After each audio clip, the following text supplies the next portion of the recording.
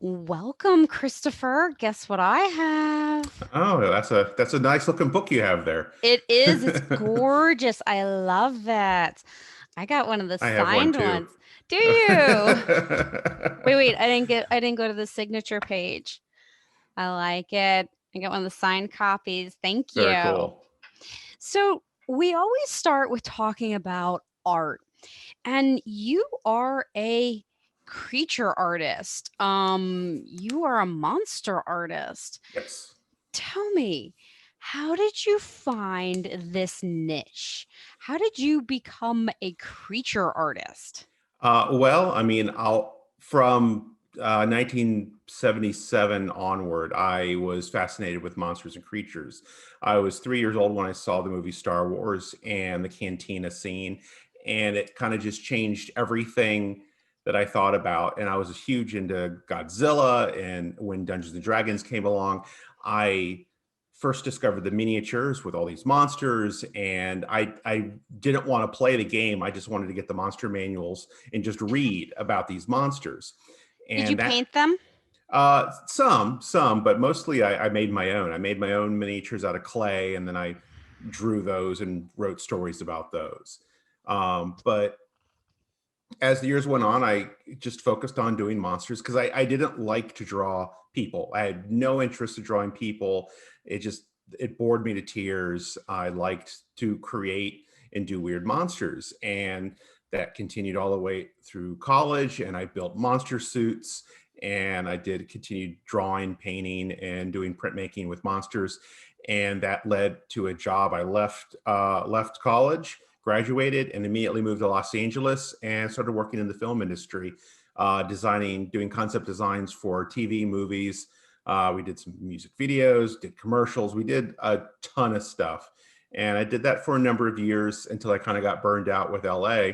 But before I left, I started making contacts in the tabletop gaming industry. And I made the transition when I left LA to start doing stuff in the gaming industry. And this will in June will be 16 years of working in the tabletop gaming industry. And before any of that started, when I was still in college, I started building my own world and kind of began telling some stories. And through the experience that I gained working professionally and just living my life and doing my thing, the story slowly came together over about 20 years. And the first book of it now exists. This is a phenomenally deep book. I mean, this is an epic world. I was reading I love the character synopsises, would you Yeah. call them? I'm not quite sure what to call them. I mean, I've got some tabs here. Like this one says, coolest bong ever, Oh page 192. I don't yes, know if it's the really a thrice. bong, but it's No, awesome. it's just the pipe, It's so because cool. It's like an elephant and it's Indian and it's foreign and it's alien. It's just so cool. yeah, the Um, thrice have certain characteristics to their physiology that the thrice. allows others to become intoxicated to varying degrees upon depending on what part of their bodies you consume. Ooh. So So they're a delicacy. they can be. They're also illegal in some places. So this has been 20 years in the making. Uh, for the idea is 21 years in the making. Uh, uh so um I first started envisioning it in 1998. So I guess it's Hmm. going to be 23 years soon. But so I created the first character, Ethra VanDalia, which is the main protagonist, the main voice of the book. I designed and created them in school, and it was just kind of this weird dragony monster thing within its workshop. And there was something there. It was, the story began, and I never could get rid of the idea, and it just kind of lingered with me. And about 10 years after school, oh, actually, oh gosh, it's been, Did yeah, you I go think it to was, art school? I went to Florida. I went to FSU, Florida State University, and I got a fine arts degree. So I have a bachelor's in fine arts.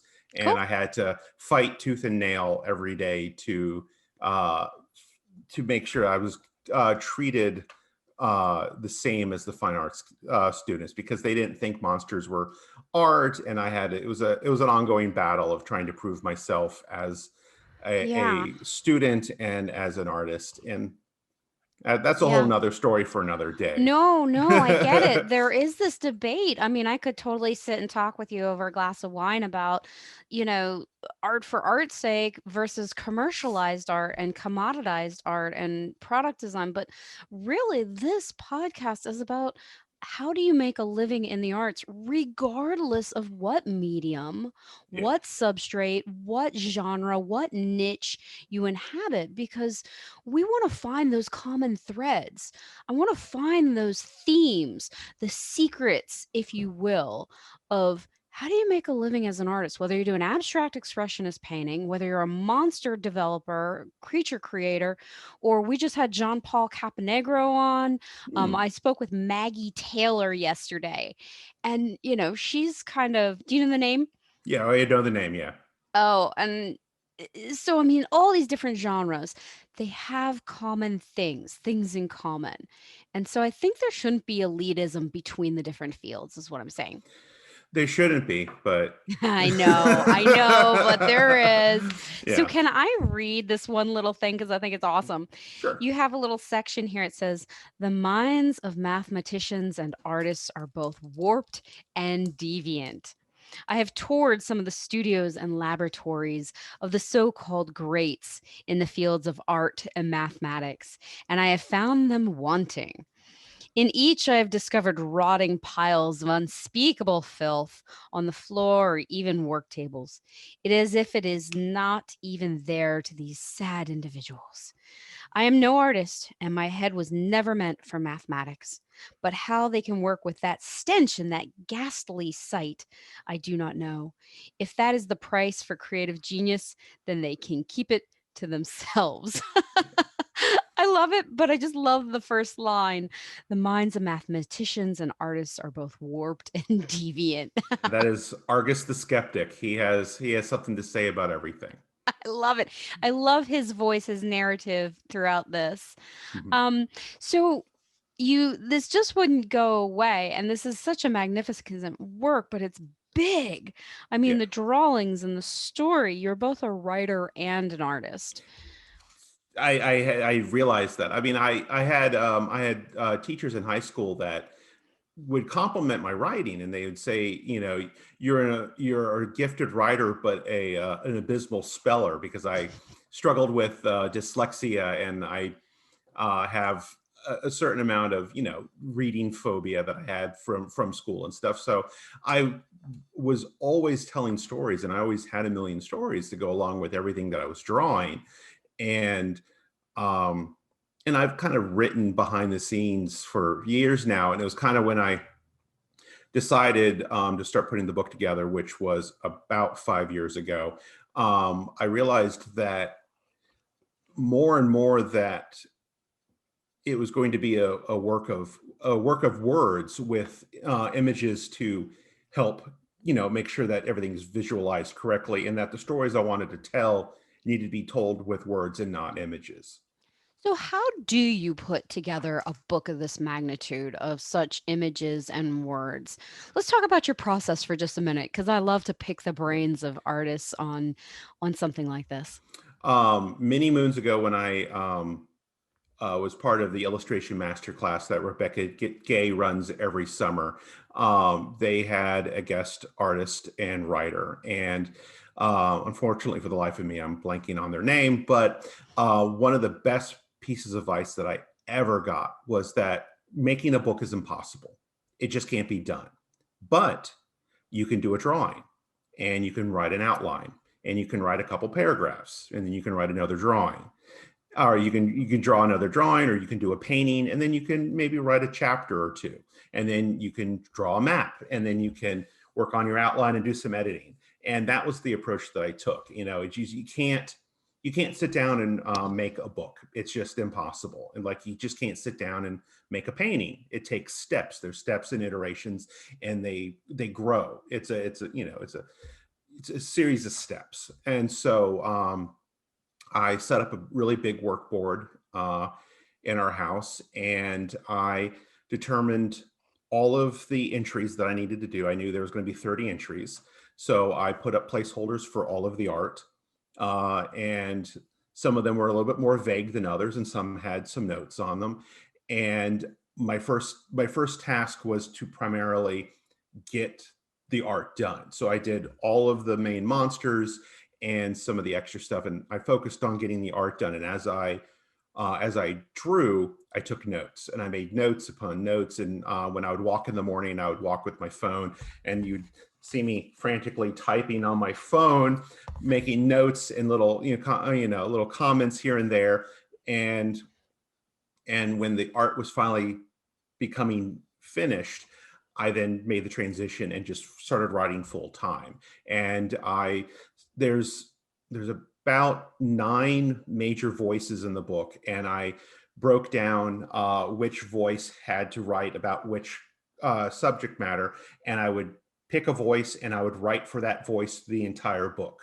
And then I would pick the next voice that reflected that first voice, and then I would write for the entire book, bouncing off of what I already had written, and then also continuing the story. And I kind of went in those kind of waves of writing, and then I would do some more art if I was getting kind of burnt out, because as I was writing, I realized I did actually need some more art, and that's where a lot of the spot art pieces came from. And throughout this whole process, the environmental pieces, the big pieces that begin to show what the Bazaar looks like, those came about just kind of in the process, because I knew I was going to make them.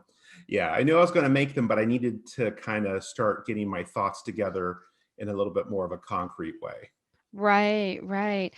Now, why did you choose to stick to this color palette of creams and black and white? It's a very antique feel to it, which I love. It makes it grungy. It makes it like you've even got some coffee stains and little imprints and watermarks on some of the pages, and you have these like posters and scrolls. What made you stick to that kind of? I always thought that this story takes place in another time and another location. It's it's its own world, its own place, and technologically speaking, it's in its own kind of Cool evolution. guy.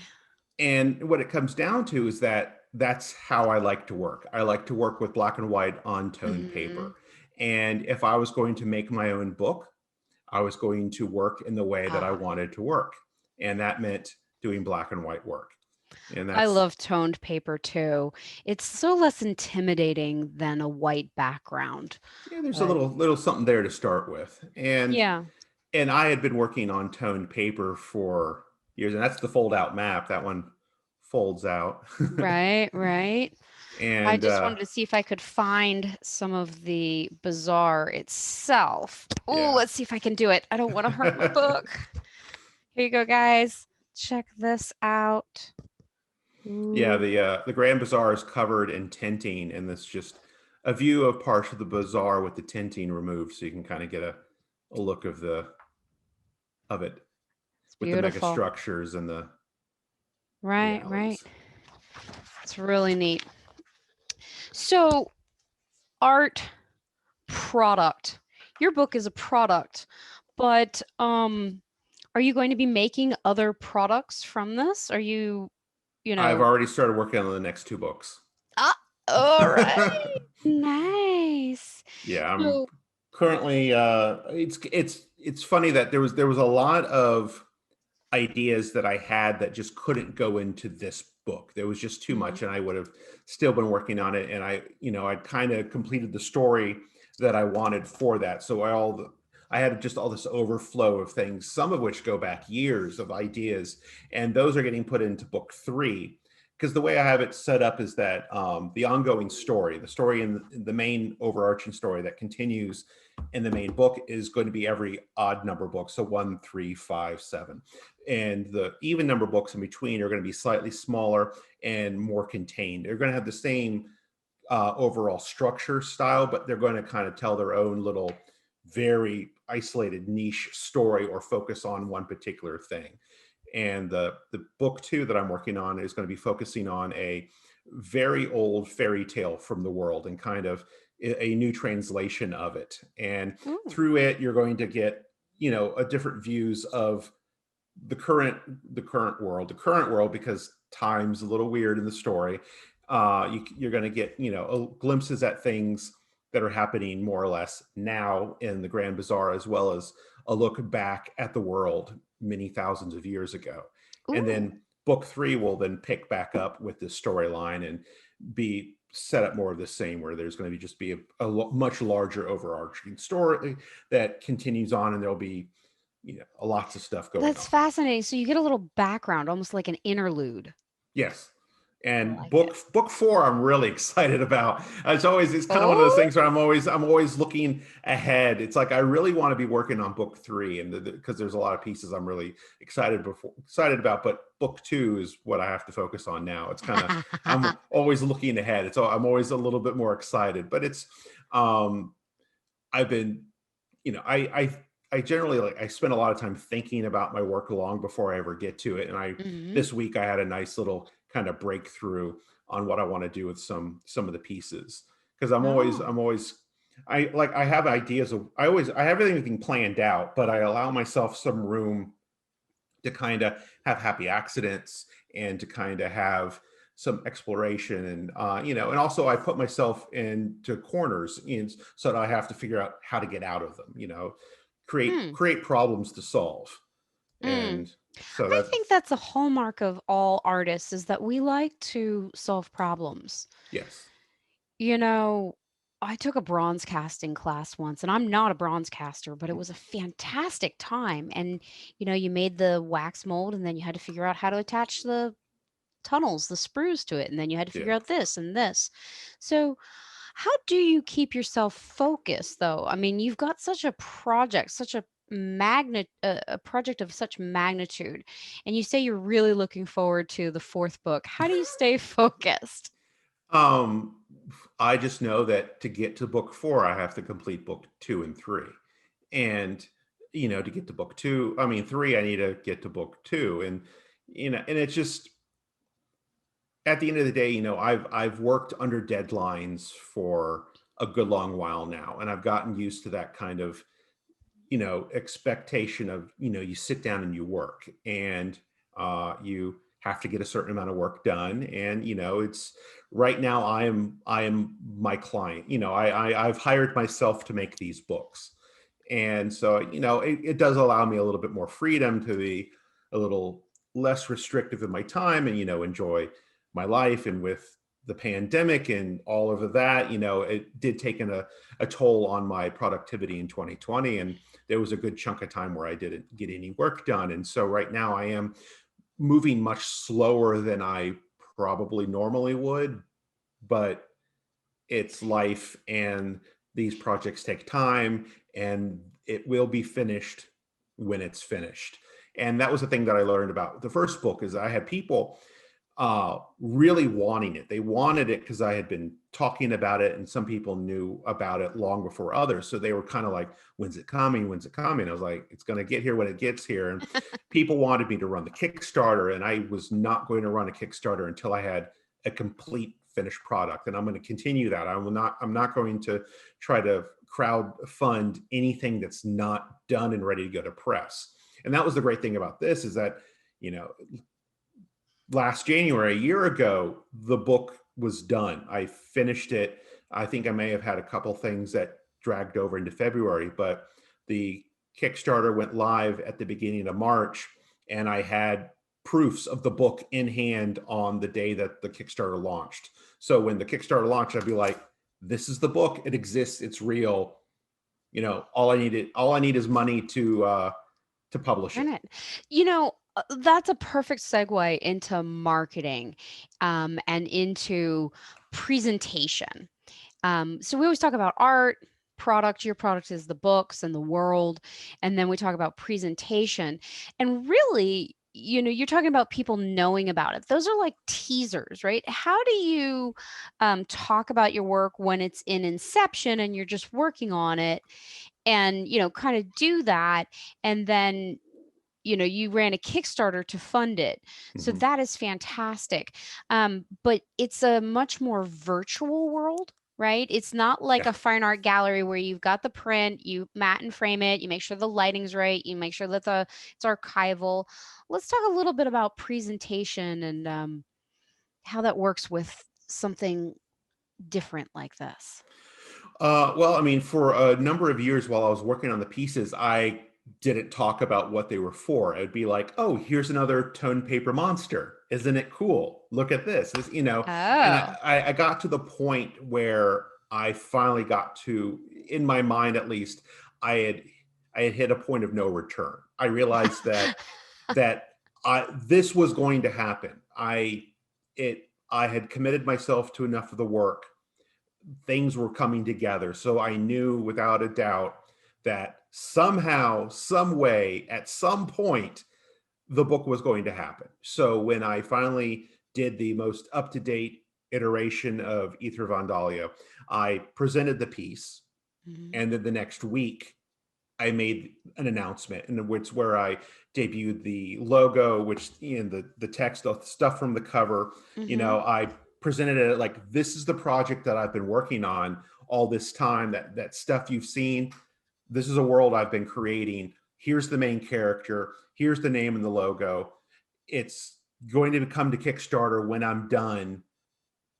Watch me work. And from that point on, people knew it was happening. So I branded like my avatar and my wallpaper on Facebook, and Mhm. different avatars and icons at other social medias got changed to the logo and the name, and Oh. I began to really kind of like, I became the book for a good number of years, and just kept talking about it and talking about it, like, oh, here's the new piece, and here's the new piece for this project, and getting people excited.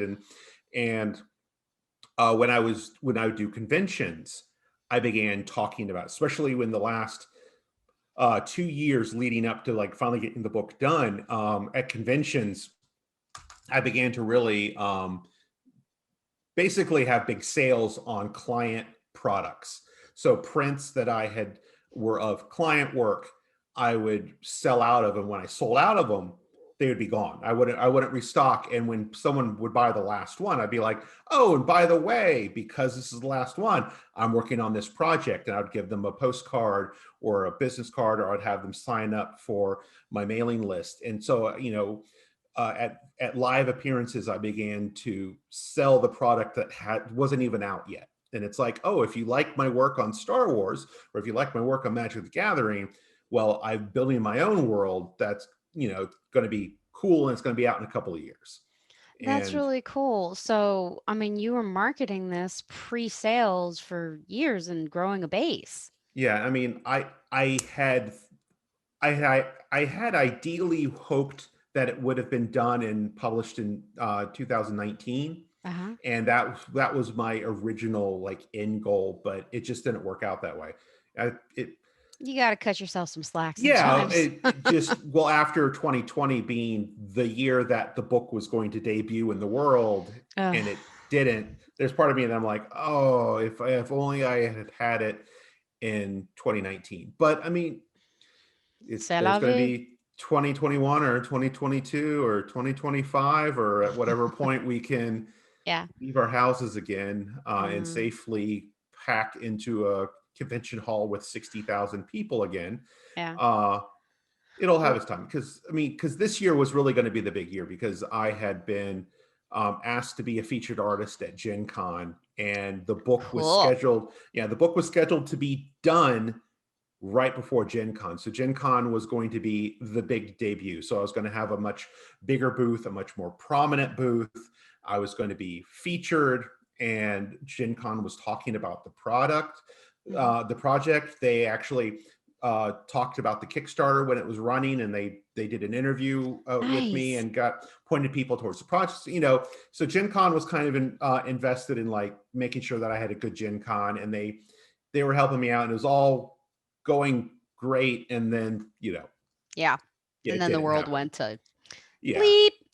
So, what are your favorite conferences to go to? How many conferences a year do you go to, and what are your Uh, faves? Typically, I do only do three, Okay. and they're spread around. I do Pensacon in Pensacola, Florida, in February, and Hmm. that's relatively close to me, and it's an exceptionally run show. And it's one of the best shows that I've ever taken part of. And Oh. it's not huge, but it's not small, and it's more of a straight up comic convention. So they Hmm. have a lot of media guests. They have a lot of movie stars and actors, and Mm. they have writers and artists, and they have guest artists, and then they have local and regional artists that come in and set up.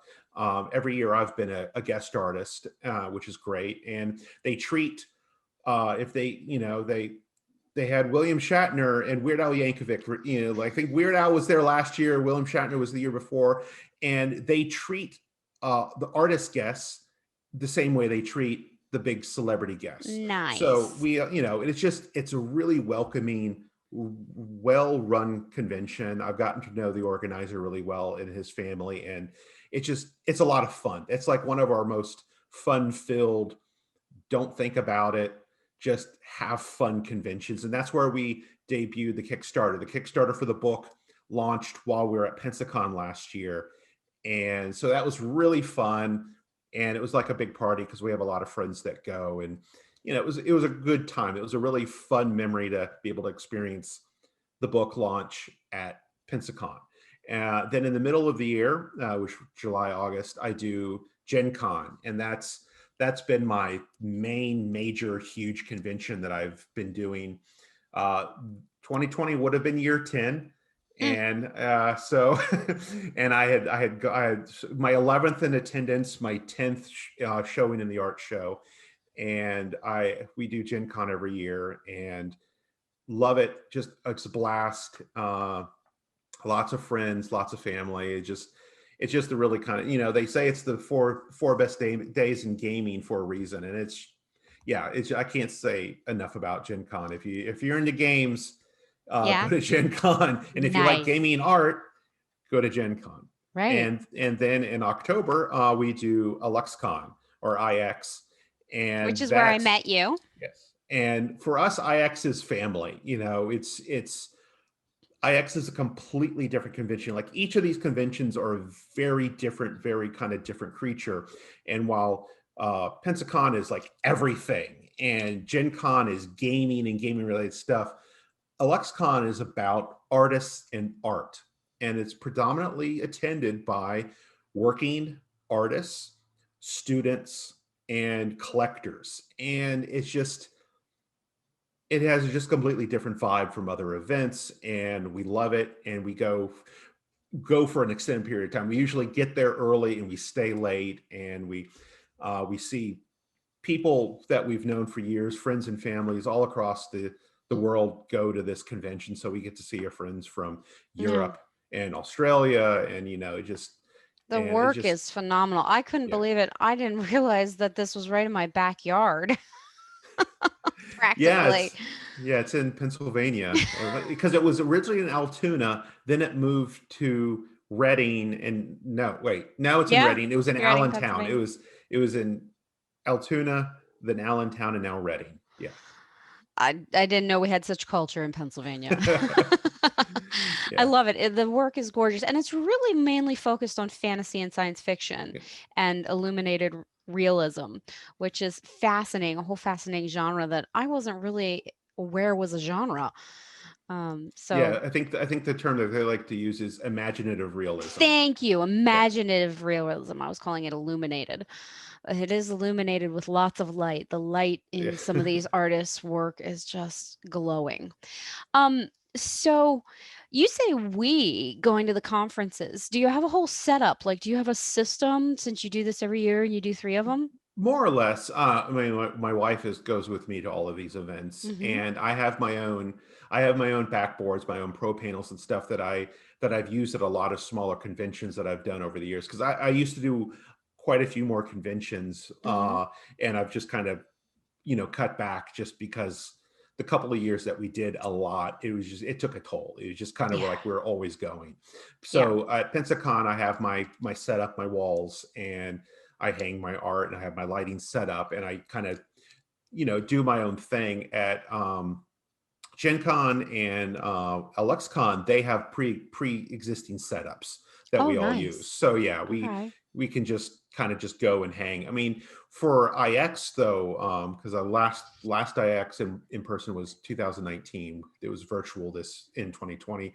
I brought a lot of extra stuff, and I set up my own booth to have a flavor of the Bazaar. So I brought red drapery that went on the walls, so that my booth was red instead of black like everyone else. I brought in furniture and rugs and chairs and Ooh, yeah. props and stuff, and I kind of it was a test. It was really a test, because moving forward, I'm no longer going to be doing my like game art setup where I'm, selling other people's stuff. I'm going to be focusing on the Grand Bazaar, and I'm going to be selling my books, my prints. So my whole look for my booth is going to change, and Gen Con was going to be the debut of that. And since that wasn't happening, I still haven't actually built the new setup yet. But I know what I want to do. It's just I won't get around to it until it's time. So hopefully it'll be Gen Con this year that I'll have the debut of my new setup. Oh, I can't wait to see it. Well, it sounds like it's going to be very opulent, very kind of like rich and It's going to be very luxurious. red. There's a lot of red. Well, there's a lot of red in the book Yeah. too. Not literally, but blood-wise. Yeah. Just Um, a bit. Just a bit. so educating your audience, we actually almost really talked about this. You talked about how you were debuting the monsters, each one kind of individually and doing prints. Do you do limited edition prints or open-ended? Um, it just depends on the product.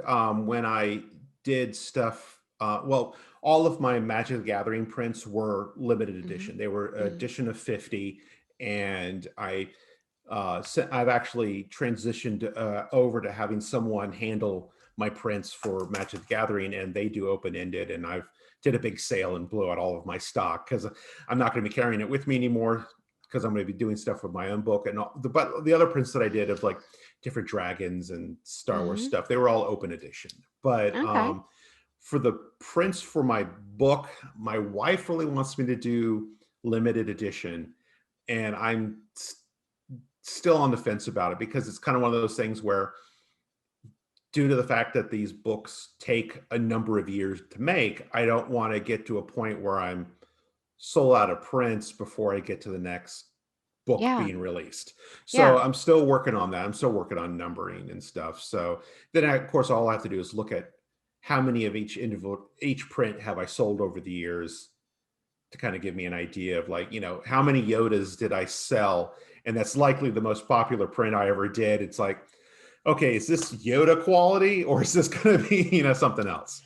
Right. Now, what's interesting is so this is where we kind of get into revenue streams. Like, this is a topic I don't think people hit on very much, but I like to. Is we talk about, it's important to have multiple revenue streams. You need to have like low price point products, medium price point products, higher price point products, Hmm. so that, you have products that people can buy on a whim or, buy as a gift, something less expensive. And then the higher end products for collectors, right? Yeah. So you sell your originals, yes? Yes. Oh, yes. And you're debating lower limited edition prints as well as open-ended prints. Try to just figure out which to go, because it's going to be all or nothing. They're either Right. going to be limited edition, or they're going to be open edition. Likely they're going to be limited edition, but I'm just going to make a pretty high threshold for them, Right. just so that How do I you ever track that? very badly. I was shooting from the hip for a good number of years, doing conventions and stuff, and kind of like whatever sold well, I got more of. And, it wasn't until the last few years that I began to really kind of keep track of what was selling, why it was selling, at what Hmm. price it was selling. And I'm still not good at it, but I kind of started to get a feel for these things, and kind of, Yeah. Yeah. just kind of, it's yeah, it's it's hard. And I mean, I have friends that are like way better at this than I ever will be, and they can just they just have the Midas touch on this stuff. And I'm still leaning towards more of the I just want to go make monsters Yeah. end of things. And it's like, Yeah. it's like, buy my thing, I got to get back to work. I just want to paint. We just had a gentleman on, one of the founders um, of Artwork Archives, and their product is a cloud-based inventory tracking system built for artists and with artists. You could check it out. It's pretty neat. He gave us a little tour of the back end and offered the guests a discount, and I'm digging around through it, and I think it's fascinating. It's one of That's the cool. Yeah, it's been around for about 10 years, but it's one of the only or one of the first cloud-based softwares, and they really focus on usability, ease of use, and customer friendliness. You know, Cool. John Paul Caponegro was on, and he's a fascinating photographer. And you know what he does with his limited edition prints, which I find fascinating, I never heard anywhere else, is he actually has a number, like I'm just going to use a random number. I don't actually know how many he prints, but let's use an easily divisible number like 400, Yeah. right? So the first 100 are this price. The next 300 are more. Yeah. Then the next 200. So as they sell out, he increases the price for each one. So by the time you get down to the last couple of prints, they're much higher priced. And I thought that was very fascinating because, it talks to exclusivity, and it talks to popularity, and helps him really capitalize on the more popular images and not lose out on Yeah. money by pricing a popular image the same way the whole way through. Yeah, actually, I've heard of that. Yeah,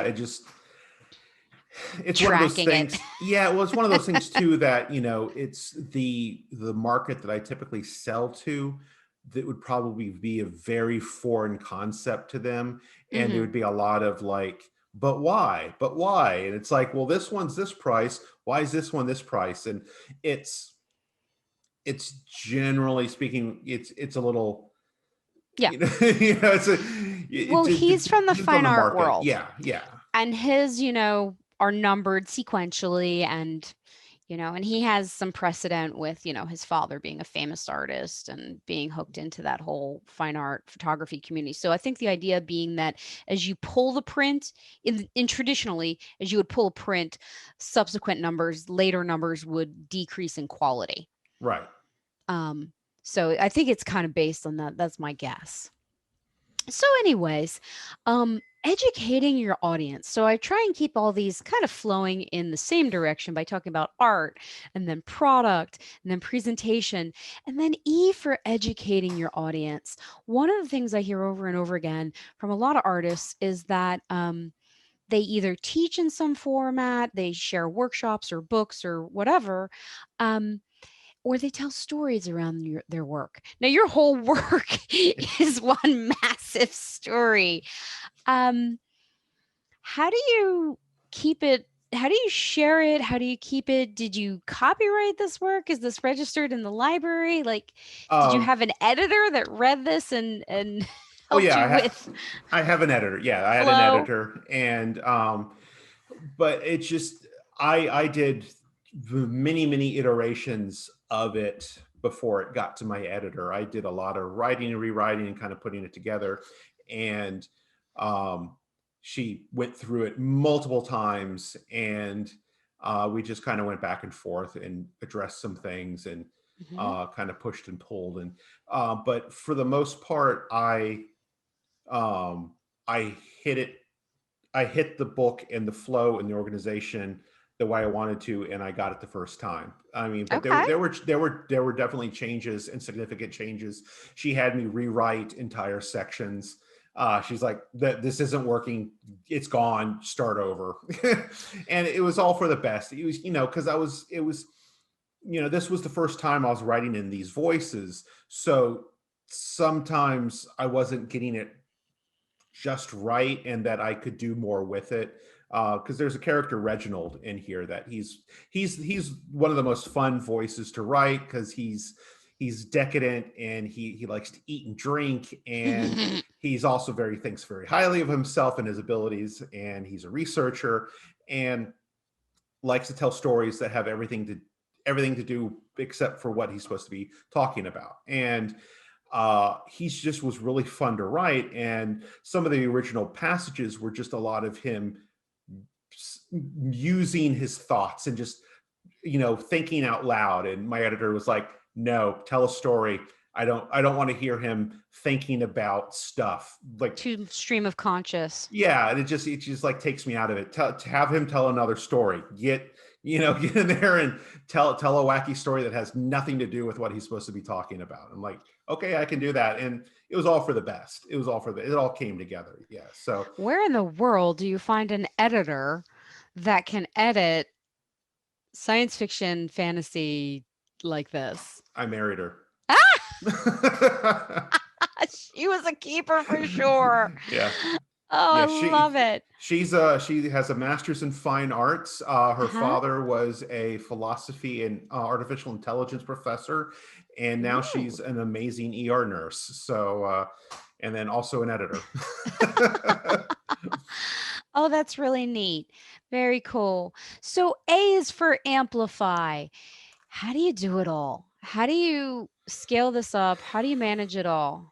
uh, I mean, you are building something that companies, I mean, you've worked for some of these companies in LA that yeah. use dozens, if not hundreds of artists to build and to promote and to, how do you do it You all? just kind of you have to learn how to manage your time, and over the years, hopefully speaking, you get faster. So you use your time more effectively, and you use your time, use only as much time as you need to get that work done. Because there were a number of years there for about 10 years early in my career where I devoted all of my time and then some to my clients and getting that work done. And I For burned like out. magic cards And and yeah, Dungeons and Dragons and the Star Wars games and all the stuff with Fantasy Flight and Wizards of the Coast, and Paizo and War. Just I have look at my resume on my website. There's a lot of games that I worked on over a number of yeah, years, that's a lot and of commission work and they've got deadlines. It's a lot of work. yes, a lot of work, very short deadlines, and not a lot of time left for anything else. Yeah. And I got burned out multiple times, thought about quitting Mm, multiple times, mm. and I knew something needed to change. And the thing was too is like working under those conditions built bad habits of like I need Mm, to be working all the time. mhm. I'm not. There's memes that go around all the time with artists about how you only find self-worth with the through your art. You are your art. And for a number of years I definitely saw my value through the work I was making, and I was only as good as the next project I had coming out. And Ugh, that it takes time to get over that and to realize that's not how you live and that's not how you grow, and that I got past it. And and then I began to step away. It was kind of it was a lot of things came together all at once. I mhm, had some really bad interactions with some of my clients that I had done a lot of work for, and mm. I realized I no longer wanted to be working with them. And then I realized that there were certain clients that I really like to be working on, and they don't give me as much work. And I was going to appreciate the work I got for them. And I wanted to start making my own stuff. And it kind of all came together at the same time. And I ended up with this. And I feel much better about having this than random cards and interior illustrations for these games that no one will ever see again. Yeah, well, this is a source of pride. I mean, this is content. This is content creation. Like, I had a mind switch a couple of months ago or a year or two ago. I was listening to Seth Golden, and he was talking about being a content creator, rather than being a Hmm. content consumer. And I thought, yeah, that's something right there. So I think that's fascinating. So you really pared back. You looked at, who do I like working with? Who do I not like working with? And how do I make space in my life to do the projects I want to do?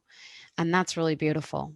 And then still have time to see my friends and to spend time with my wife and to have time not to work, which is one of the things that the older I get, the more and more that I realize that my time is worth more and more. Mhm. And that, if I'm going to be offered, $100 or $300 to do a project that'll take 40 hours of work, I'm not going to do it anymore. I'll sit on the couch for those 40 hours. Honey, mommy's on a Zoom. This is my little guy, Jay. You want to? Off he goes. Yeah, fair enough. Sorry, it's No, that's okay. COVID. Yeah.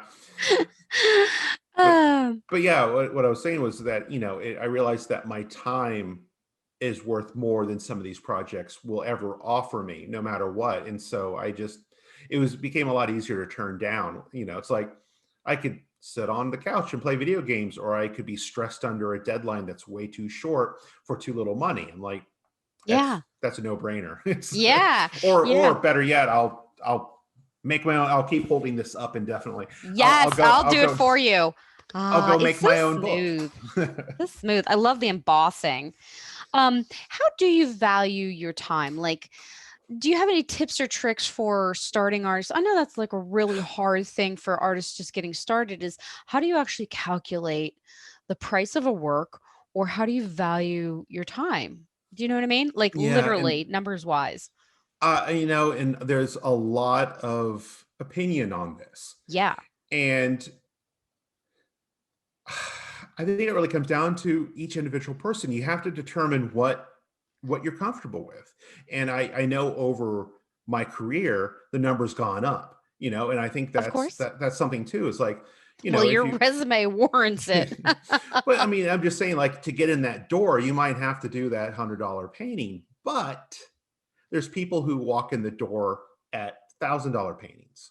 So it's one of those things where we're all on our own journey, we're all on our own uh, adventure in this, and we're all doing our own work. And now, with the availability of crowdfunding your own work and printing your own things and just showing up at a convention with finished product of your own, it's cutting out the middleman of having a client hire you to work on X, Y, and Z. You could just go past all that and starting you doing your own thing. And there's actually some rifts within the community where people are jealous that, people have just kind of circumvented all of the crunch years of working for low money, and they've just walked in and they, have Start really selling.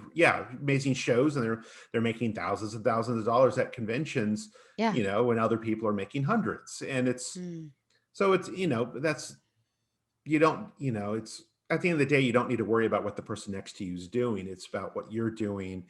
And, we all have our own journey, and we all have our own path. And, um, I worked for really, really like scandalously low amounts of money early in my career, just so that I could be working on something, so that I could Yeah. just have one more line on my resume. And some of those lines no longer exist on my resume. And, and I think it's important to have the work ethic and the mindset of working as a professional commissioned artist, because you need to be used to working with an art director. You need to be used to hitting that deadline. Most importantly, Hmm. you have to hit that deadline. You have to be Delivering. Yeah, you have to be accustomed to doing revisions based on feedback, and you have to swallow your pride and do what they say, because they are the client. They are the ones paying you. And, I think all that's important. And there are ways to get that experience in other ways.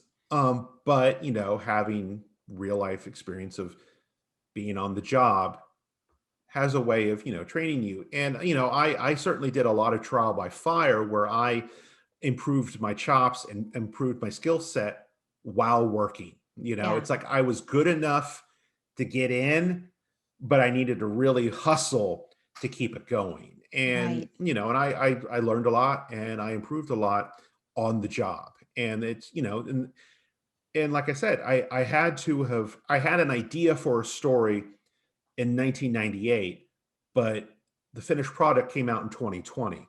And it took those 22 years. I was working on it for about 5, but but it did. It took Actively, all of but it took all of those years to learn how to make my thing, and yeah, and some artwork, people will do it quicker and some people it'll take a lot longer. yeah, artwork is work. It is work. We have to work Yeah. at it. So licensing and contracts, you've had a lot of experience with licensing and contracts, n'est-ce pas? None of them are good. It's all horrible. Oh, come I've on now. no, I've had for the most part, um, most of the gaming companies are really cool about giving artists some freedom with their work. Typically you can have it in your portfolio, you can show it online. Uh, Even if they don't grant print rights, most companies look the other way. It's when you get into folks with Marvel, DC, Disney, Lucasfilm, things get a little more tenuous. Hmm. But as long as you keep it off the internet, you didn't hear it from me. If you keep it off the internet, they kind of don't know about it, And it's one of those things that But do you try and negotiate for print rights? no, because all of the companies that I've always worked for, if you make any changes to the contract, you're off the job. Oh, Yeah. interesting. It's there are the some of the folks that are a bit older than I am who've been doing this a lot longer, who came in on much earlier contracts and have a lot more uh chutzpah to get in there and wrangle with the folks. They can still do it and they'll turn down projects because of bad contracts. But it's one of those things where most of the I think one project that I had that actually did not have print rights, and it was stuff that I didn't want to print anyway. Right, right. There's some vagaries about like getting your stuff into annuals, or if you want to put out a best of book of Huh? your work at some point. There's some things that you have to kind of look into, but there's work I've done for companies and those companies don't exist anymore, or they Hmm. don't have the licenses to the projects anymore. So it's one of those things. It's like, well, no, who owns this work that I've done? So there's on top of that, it gets even more confusing. So at the end of the day, it's much better to have your own work because you don't have to worry about any of that stuff. That's really interesting because it's a different world. I've talked to a bunch of artists within the art licensing community that do product. So, Hmm. more like home decor, or I have an agent and he licenses my fine art for the wall decor vertical. Um, and those contracts are uh, oftentimes negotiable. Um, there is give and take. And, I hear from that community, read your contract, read your contract, read your contract, Oh yeah. understand the terms. And if you have a question, just ask. But, I actually went to grad school for 3D animation out in San Fran, and I have a lot of friends that still work in the industry. And yeah, the contracts within the science fiction and fantasy movie gaming community are, yeah, I guess a lot more rigid. It's take it or leave it is what it Yeah. comes down to. I mean, because like I'll hold this little guy So up. Like competitive. I do paintings and then they'll turn them into these Mm. cool little miniatures, but I'm Focus, camera, focus. uh There it is, right there. Right there. so I have Oh, these little fun cool. guys and they're based directly off my work, but I'm I'm not part of the equation. No? No. Mm. I at one time I did actually design the miniatures and it was straight from the artist to the miniatures, but now they've just brought in 3D sculptors that will then take the paintings and turn them into miniatures and stuff.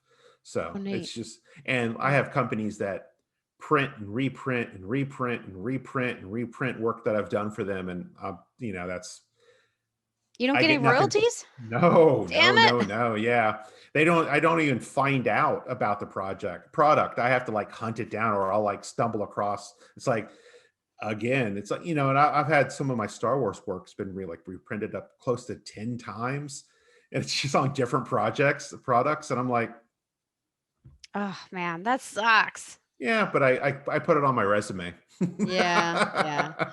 Well, when you do what you love, right? And it Yeah. gave you the design chops. We'll just go with Yeah. that. Oh yeah, no, I learned a lot. I learned a lot working on these projects. I mean, without a doubt, I learned a lot because, I wanted to make monsters, so I worked with clients that needed me to make monsters for them. And I'm still making monsters for, especially Wizards of the Coast, for Dungeons and Dragons. I'm still constantly designing new monsters for them and illustrating monsters and doing all the kind of fun stuff. Really? How Yeah. many do you do a year? Really depends. Since I've kind of finished the book and I've kind of like gearing up for the next one, I've taken a lot more work on. But while I was working on the book, whenever a new project came out, I'd only take one monster because I Mhm. could get it done and turn it around and get back to my own stuff. What's I the think time frame for that? it's typically around a month to get them a drawing, and then another month to get the painting. And Interesting. I usually do it much, much, much quicker, because the Your sooner I get it experience. done, sooner I get it done, sooner it's off my plate and I can get back to my own stuff. So, but I mean, think in 2020, one, two, around eight. I think I did around 8 pieces for them last year, and I'm Uh-huh. already working on 5 right now for the next stuff. So I've definitely geared back up. In previous years, I'd only do like 2 or 3. Cool. Now, I have to go back to your painting process just for a minute because I'm curious. Do you work in acrylic or oil? And do you do like an underpainting? So you say you do a sketch, and we had John Sideris, I can never say Yeah. his last name right, um, on, and he outlined his process for us, which was so neat because he does these under drawings, these under paintings, and tell me just real quick, what's your design process? I gotta Well, know. it depends on the work and it depends on the client. Okay. So I have two main, well, I have 3 main ways I go about making my art, and they're very similar. For everything that I do, I start with a photo shoot first, and I shoot my Oh. reference and gather reference. Very first thing I do, I have an idea of what I want, Mhm. but I start with a photo shoot. So Even for monsters, you're using references. I'm usually using myself for every monster in that book. For every monster in that book, except for one, I posed for them all. What? How do you do that? Well, I mean, because monsters have hands, they have body language, and Yeah. I act out. I act basically. Get my wife takes photos of me acting out how I envision the monster, and it's Cool. I get facial expressions. I'll have props. I'll have Uh-huh. lighting. So I begin all of that stuff informs, so I can just kind of like how does this creature physically exist in the world? So I kind of go through those motions, and Right. I do a lot, like for Dungeons and Dragons, I do a lot of very humanoid creatures. Even though they might be Mhm. very weird, they're still somewhat humanoid. So they have Right. at least 2 legs, they have at least 2 arms, they have a Yeah. face, and Do you do lighting. like a And Photoshop job where when you have 4 arms, do you put them together in Photoshop? sometimes, yeah. So Okay. I usually act out. I have an idea what I want, and I act it out. And I will Mhm. have happy accidents. My wife will be telling me what's working and what's not. She'll be like, extend your arm forward, move it over to the left, get the sword turned a little so you can see it's a sword. So we kind of, work out so what looks good. And I have a ton of photos when I'm done. And I have, and I usually whittle it down, and Mhm. I do photo montages, or I just have all the different pieces, and then I do sketches from those. And I do Cool. for client work, I do generally like 3 or 4 different variations. And for my own work, I just work on one digital sketch until I'm happy with it. Oh, you do it digitally. For my sketches, for my thumbnails, yeah, Okay. I work digitally for my sketches. Wacom tablet or iPad Pro? A very, very, very old Intuos monitor. It's Okay. I've had it for 16 years, and it's carried on. It's my tablet died after a upgrade, but I've been Mm-hmm. able to keep my monitor going. But so Nice. I um Those I do things do my last. oh They're yeah. worth the investment. So worth it.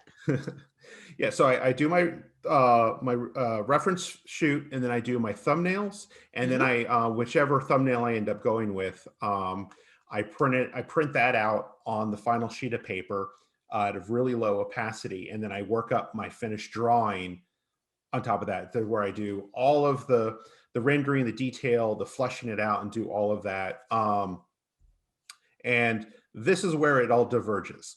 So if I'm working digital finish, I will then scan the drawing in and do all of my digital painting in Photoshop, and on top of a scan of my drawing.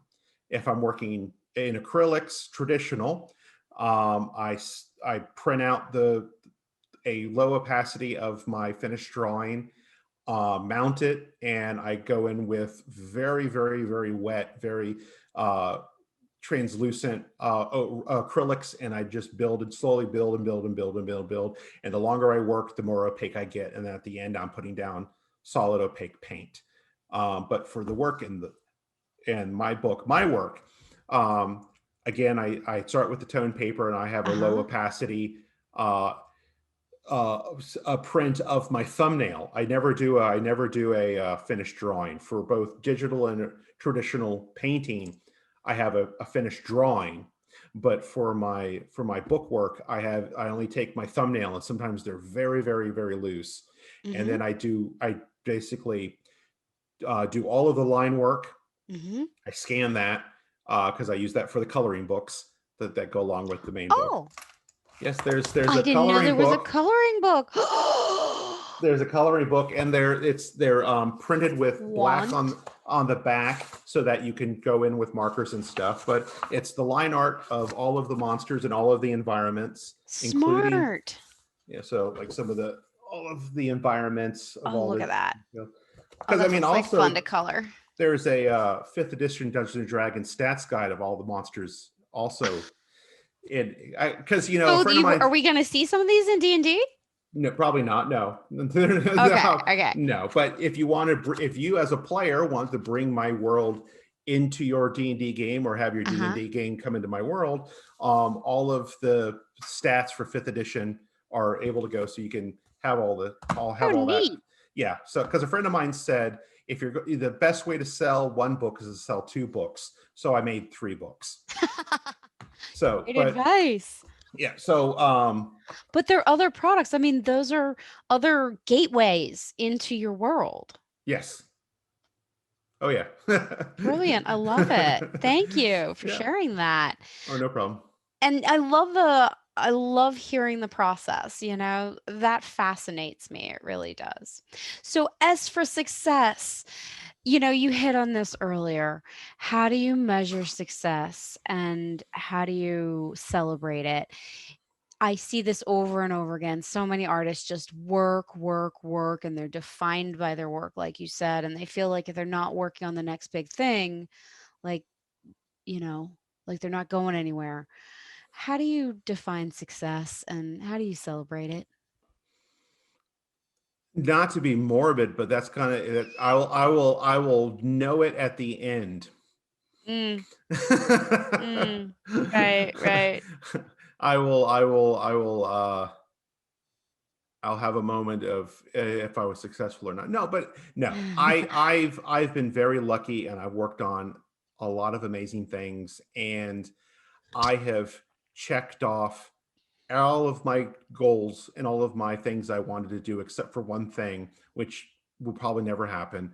Oh, Yeah, I've always wanted to design a Star Wars action figure, but okay. that's not going to happen. Oh, we That's could do it fine. anyways. Well, yeah, no, it's fine. But I've designed enough miniatures, and I've had stuff made, products made from my designs, and you know, this was the big one. Yeah. I wanted a book, Oh, and so, neat. but It is a big I've one. Yeah, I mean, I've worked on Star Wars. I've gotten to design new things for Star Wars. I've worked on Magic the Gathering, Dungeons and Dragons. I've worked on all these products and projects.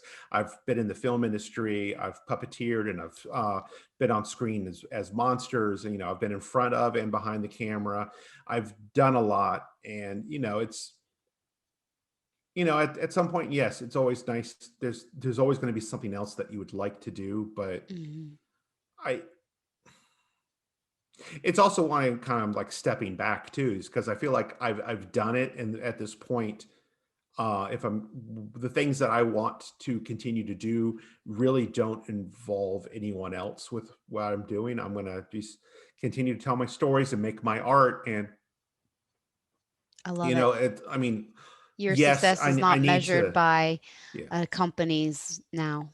no, and it's I do need people to buy the books, but I don't need people to help be part of the process for me to get it made, to create all of the assets to have it. So Mhm.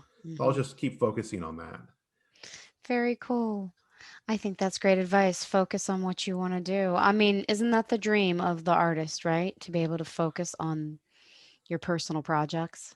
I mean, ideally, I mean, for me, it's, but no, but that's the thing. I didn't go into this with that goal.